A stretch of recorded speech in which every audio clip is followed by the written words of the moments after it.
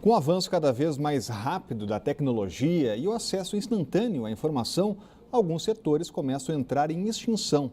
A cada ano, pelo menos 4 bancas de revista fecham as portas no DF, fora a crise econômica. O jeito é procurar novas formas de salvar o negócio.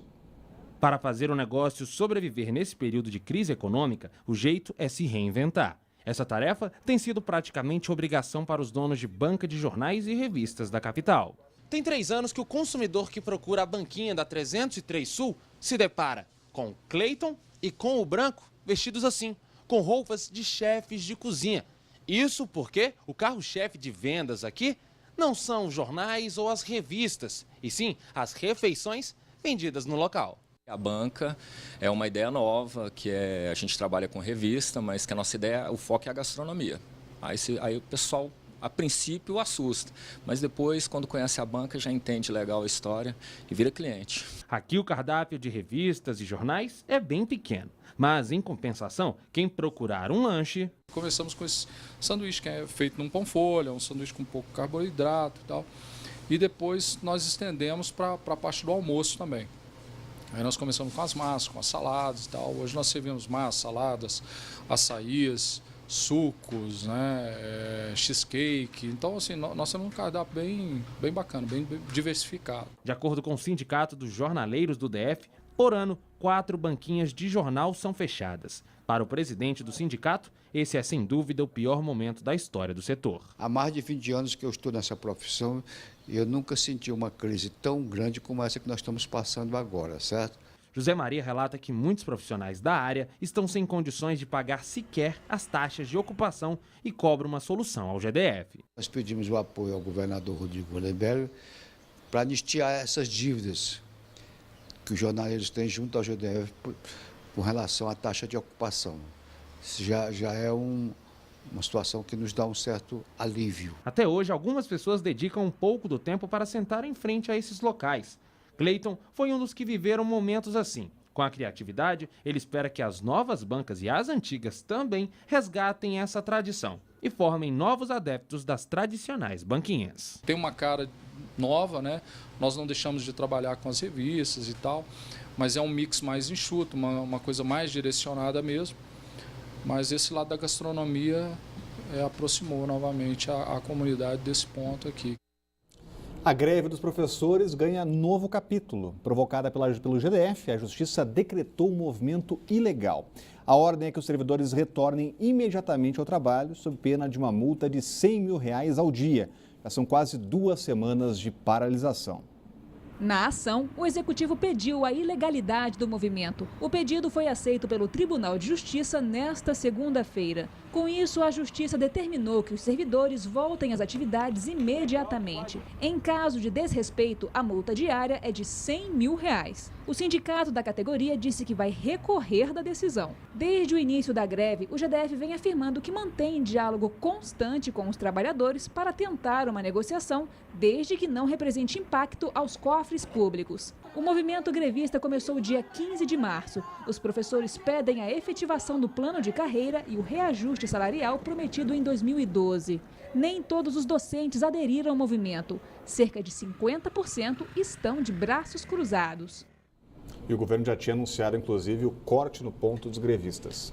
Exatamente. Olha, é preciso lembrar que essa adesão de 50%, esses são os números do sindicato. Os sindicatos, em geral, exageram nesses números, né? Quando o sindicato admite que são apenas metade dos professores aderiu à greve, isso mostra que o problema, a adesão, é muito inferior a que os próprios líderes grevistas afirmam.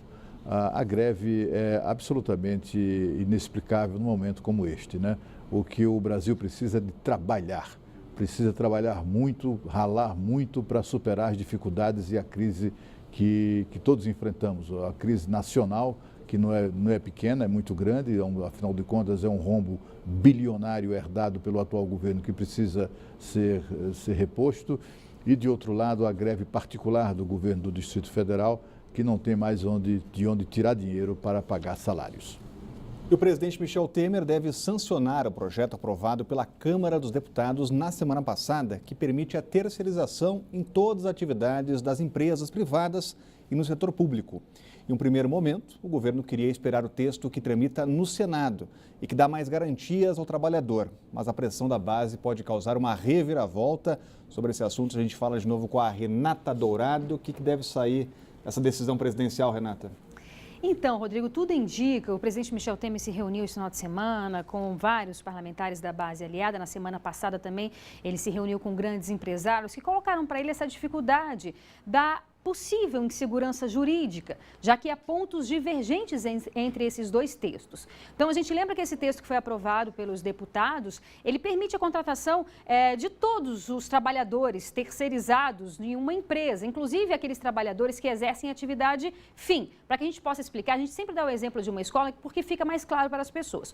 Hoje, uma escola só pode contratar aqueles trabalhadores que exercem atividade meio, ou seja, trabalhadores da área de limpeza, de segurança, de informática, e não podem contratar os trabalhadores da atividade fim, que seriam os professores. Esse texto que já está nas mãos do presidente Michel Temer, ele permite essa contratação e não deixam claras, digamos assim, as garantias desse trabalhador terceirizado. Por isso que no primeiro momento, o presidente Michel Temer iria aguardar toda a tramitação desse texto que está no Senado, porque este texto que está no Senado, ele deixa claras essas garantias para esses trabalhadores terceirizados. Por exemplo, não permite a contratação desse trabalhador da atividade fim e outra coisa, outro ponto também que é muito importante. A empresa que está contratando, a chamada empresa-mãe, ela seria corresponsável por aquele trabalhador, no sentido de garantir os direitos trabalhistas. Então, se uma empresa terceirizada não pagava ali a previdência ou qualquer outro direito desse trabalhador, essa empresa-mãe também teria uma corresponsabilidade, caberia a ela fiscalizar essa empresa terceirizada, a empresa, portanto, que foi contratada por ela. Esse texto que está nas mãos do presidente Michel Temer não deixa nada disso claro, então traz uma insegurança, digamos assim, para o próprio trabalhador. Ocorre que o presidente já garantiu que toda e qualquer mudança virá na reforma trabalhista. Então é aguardar para ver, tudo indica que ele realmente vai sancionar esse texto que foi aprovado por último pelos deputados, já que havia sido aprovado pelos senadores anteriormente, e deve ser esse caminho mesmo que ele deve seguir. Rodrigo. Obrigado, Renata. A decisão agora nas mãos do presidente. Pois é, olha, o presidente deve sancionar esse projeto e é bom que o faça o quanto antes, porque é um projeto que tende a gerar empregos. Temos 13 milhões de pais e mães de família desempregados neste país, uma herança maldita do governo anterior. E tudo o que for feito para gerar empregos é urgente e urgentíssimo. Tudo isso é uma falsa polêmica. Eles tentam passar a impressão de que funcionário de empresa terceirizada não tem os mesmos direitos dos outros funcionários. Isso é falso. Funcionário de empresa terceirizada é funcionário contratado com carteira assinada, tem todos os direitos assegurados.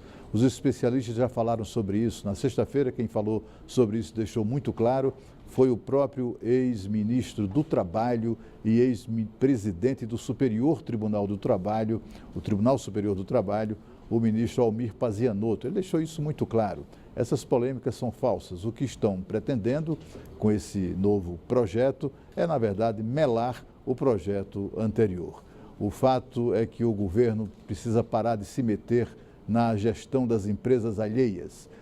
Que o governo queira fazer da sua própria gestão uma porcaria, que o façam com os protestos da sociedade. Mas empresa privada não, né? Quem manda são os seus controladores. E vamos agora à lista do racionamento para esta segunda. Estão sem água, Sudoeste, Octogonal, Cruzeiro Novo, setor de indústrias gráficas, Esplanada da Torre e condomínios do Jardim Botânico. Também entraram no rodízio as regiões de Taguatinga Sul, Arniqueiras, Riacho Fundo 1 e Guará. Os reservatórios continuam abaixo da metade da capacidade. O descoberto amanheceu em 47,46% e Santa Maria está em 49,10%. E a seguir, Flamengo e Vasco terminam em empate diante de 28 mil pessoas e uma longa queda de energia no Mané Garrincha. O Band Cidade volta já.